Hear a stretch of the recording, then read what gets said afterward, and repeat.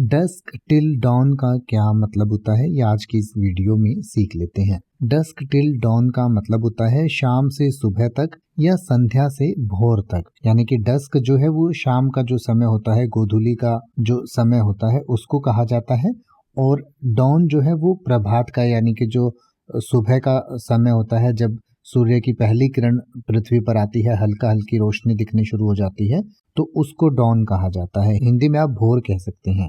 तो शाम से सुबह तक या संध्या से भोर तक यानी कि रात भर कोई चीज की जाती है तो उसको डस्क टिल डॉन कहा जाता है। यानी कि refers to the period from sunset to sunrise, often symbolising an all night event और एक्टिविटी।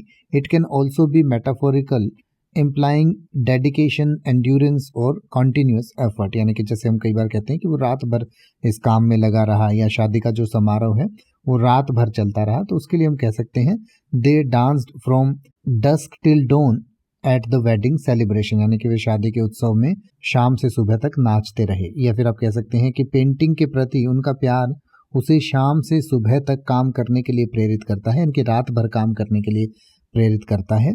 तो आप कह सकते हैं his love for painting keeps him working from dusk till don.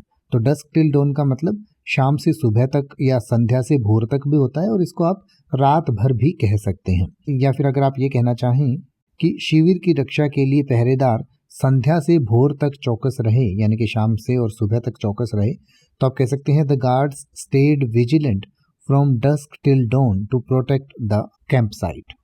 अब आप किसी भी वर्ड का मतलब हिंदी और इंग्लिश में YouTube पर सर्च कर सकते हैं, आपको मेरी वीडियो मिल जाएगी जिसमें आप बिना किसी फालतू बकवास के सीधा उस वर्ड का मतलब समझ पाएंगे। तो ऐसी ही वीडियोस को देखते रहने के लिए चैनल को सब्सक्राइब करें और बेल आइकन को प्रेस करें।